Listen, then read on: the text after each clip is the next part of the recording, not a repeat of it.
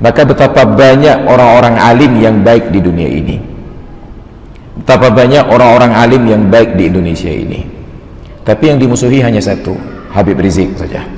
Kenapa? Karena beliau memperbaiki keadaan, bukan hanya berbuat baik untuk diri sendiri. Andai kata beliau mencari aman, maka beliau sudah aman di Arab, tinggal tawaf, umrah, sa'i, haji, aman, tidak ada yang mengganggu beliau di sana. Tapi karena memikirkan tanggung jawab di negeri tempat kelahiran beliau, kemungkaran dan mafasid tersebut merajalela, beliau pertaruhkan semua risiko tersebut. Jangankan beliau, kita pun membayangkan bahwa beliau pulang kembali tidak akan aman, tapi risiko tidak aman itu beliau jalani. Kenapa? Karena tanggung jawab amar ma'ruf nahi mungkar, maka beliau pulang.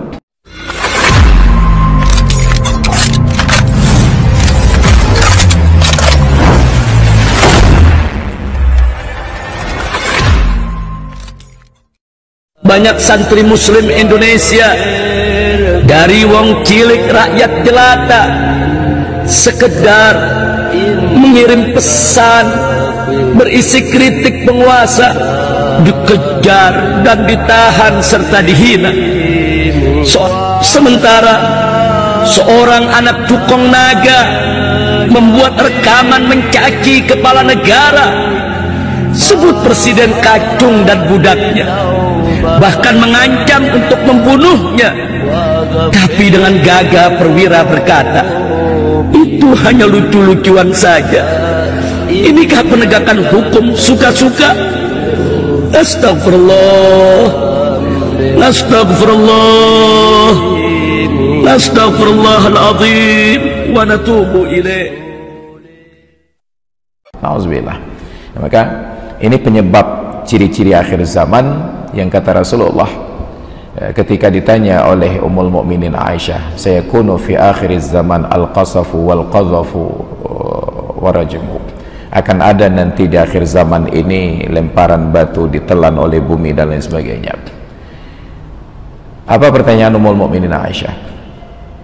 Aqalilun fina salihuna ya Rasulullah, apakah orang-orang yang soleh di kalangan kami sedikit ya Rasulullah? Nabi menjawab, antum kathir, orang-orang yang soleh itu banyak. Wa qalilun minhumul muslihun, yang sedikit itu hanya yang berbuat kebaikan, yang memperbaiki keadaan. Maka tidak pernah ada umat manusia bangsa manapun yang benci kepada orang yang berbuat baik. Sepanjang zaman, dari Nabi Adam sampai hari kiamat, tidak ada yang benci kepada orang yang berbuat baik.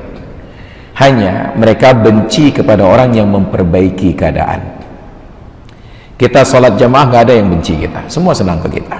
Kenduri diundang ke warung kopi, ditraktir, semua selesai. Tapi jangan pernah ajak mereka sholat berjamaah. Cobalah kawan-kawan yang setiap hari traktir kita untuk minum makan tersebut karena kita sholat berjamaah, coba ajak mereka sholat berjamaah. Hanya 3 kali kita sempat ditraktir lagi, setelah itu mereka menghindar. Hei, dah duk yang kaat bakat mayangannya. Itu baru mengajak berjamaah. Belum lagi kalau kita menasihati mereka buang-buang waktu di warung kopi, duduk di warung kopi ditraktir, iran pekan handuk kedai kopi, dekedi mulang penumpah buku kajian baca. Itu menjadi pertemuan terakhir dengannya. Ke depan nggak pernah terlihat lagi. Asal melihat kita datang, dia langsung bayar tagihan, berangkat aja. Kenapa? Karena manusia tidak ingin diubah keadaannya menjadi lebih baik. Maka betapa banyak orang-orang alim yang baik di dunia ini, betapa banyak orang-orang alim yang baik di Indonesia ini, tapi yang dimusuhi hanya satu, Habib Rizik saja. Kenapa? Karena beliau memperbaiki keadaan, bukan hanya berbuat baik untuk diri sendiri. Andai kata beliau mencari aman, maka beliau sudah aman di Arab, tinggal tawaf, umrah, sa'i, haji, aman, tidak ada yang mengganggu beliau di sana. Tapi karena memikirkan tanggung jawab di negeri tempat kelahiran beliau, kemungkaran dan mafasid tersebut merajalela, beliau pertaruhkan semua risiko tersebut. Jangankan beliau, kita pun membayangkan bahwa beliau pulang kembali tidak akan aman, tapi risiko tidak aman itu beliau jalani. Kenapa? Karena tanggung jawab amar ma'ruf nahi mungkar, maka beliau pulang. Dan ternyata terbukti, terbukti bahwa itu dipersoalkan dengan berbagai dalih. Yang penting beliau harus bisa ditangkap. Maka kalau ingin hidup aman, jadilah orang baik. Tapi bila Anda ingin memperbaiki keadaan, maka siap-siaplah untuk menanggung risiko. Dan itu yang disampaikan oleh Luqman Al-Hakim kepada putranya, wa'mur bil ma'rufi, amar ma'ruf, belum ada masalah, wanha 'anil munkari, dan cegahlah dari perbuatan mungkar, barulah ada masalah, wasbir 'ala ma asabak, dan bersabarlah atas derita apapun yang akan menimpamu. Baru derita itu datang ketika kita nahi mungkar. Amar ma'ruf tidak ada masalah. Maka kawan-kawan dari jamaah tabligh, mereka amar ma'ruf, kemana-mana mengajak orang sholat berjamaah, kemana-mana mengajak orang pengajian, kemana-mana mengajak orang berzikir, kemana-mana mengajak orang untuk dekat dengan para ulama dan majelis ilmu. Mereka amar ma'ruf. Maka kawan-kawan jamaah tabligh ini kemanapun mereka aman-aman saja, karena mereka hanya amar ma'ruf. Tapi begitu ada yang nahi mungkar, maka mereka akan hadapi tantangan-tantangan ini di medan dakwah.